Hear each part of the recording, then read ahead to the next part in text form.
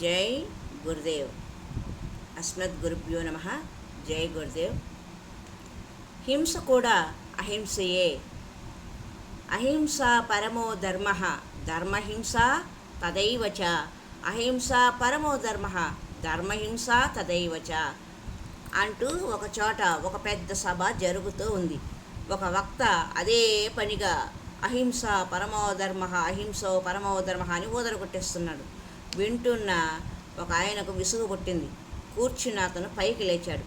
పక్కనున్న వాళ్ళు సమావేశమయ్యాక భోజనాలు ఉంటాయి, కూర్చోండి అన్నారు. నేను వడ్డించడానికి వెళ్తున్నాను అంటే వేదిక మీదకి వెళ్ళాడు. వేదిక మీద ఉన్నవాళ్ళు ఏమిటి అన్నట్లు చూశారు. ఆ పెద్ద మనిషి ఇందాకటి నుండి అహింస పరమోధర్మ అని బోధిస్తున్న ఉపన్యాసకుడి దగ్గరకు వెళ్ళి వాడి చెంప చెళ్ళు అనిపించాడు. ఆ వక్త బిత్తరబోయాడు. వేదిక మీద ఉన్నవాళ్ళు ఉలిక్కిపడి ఆ పెద్ద మనిషిని పట్టుకున్నారు. అప్పుడు ఆ పెద్ద మనిషి ఇలా అన్నాడు, ఒక చెంప మీద కొడితే రెండో చెంప చూపించమని కదా ఇందాకటి నుండి మీరు చెబుతున్నది, మరి మీరు రెండో చెంప చూపించడం ఏమిటి అని అడిగాడు.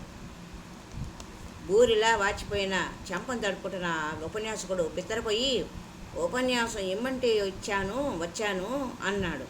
మరి ఆ తరువాత పదం చెప్పలేమండి అని అడిగాడు ఆ పెద్ద మనిషి. అది అని నసిగాడు. అయితే అది నేను చెప్పనా అని అడిగాడు ఆ పెద్ద మనిషి. వద్దొద్దు నేనే చెబుతాను అంటూ ధర్మహింసాత దైవచ అని చెప్పాడు. రెండో చెంపకు చెయ్యి అడ్డం పెట్టుకుంటూ, ఈ మొక్క నేను కొట్టక ముందే చెప్పాలి అంటూ అందరిని విదిలించుకొని వేదిక దిగాడు పెద్ద మనిషి. చెప్పే మంచి మాటల్ని ముక్కలుగా కాకుండా సంపూర్ణంగా చెప్పాలి అని ఆ పెద్ద మనిషి యొక్క ఉద్దేశం. అహింస ఎంత ముఖ్యమో అధర్మం జరుగుతున్నప్పుడు హింస కూడా అంతే ముఖ్యము అని అన్నమాట.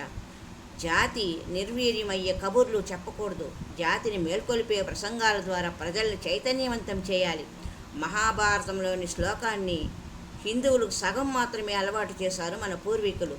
అహింస పరమో ధర్మం పూర్తి శ్లోకం ఇలా ఉంటుంది. అహింస పరమో ధర్మ, ధర్మహింస తదైవ చ అని మహాభారతంలో ఉన్న శ్లోకం ఇది. అహింస మానవుని యొక్క పరమధర్మము మరియు ధర్మరక్షణ కోసం చేయు హింస అంతకంటే శ్రేష్టమైనది. అర్థమైనదా ఓ భారతీయుడా?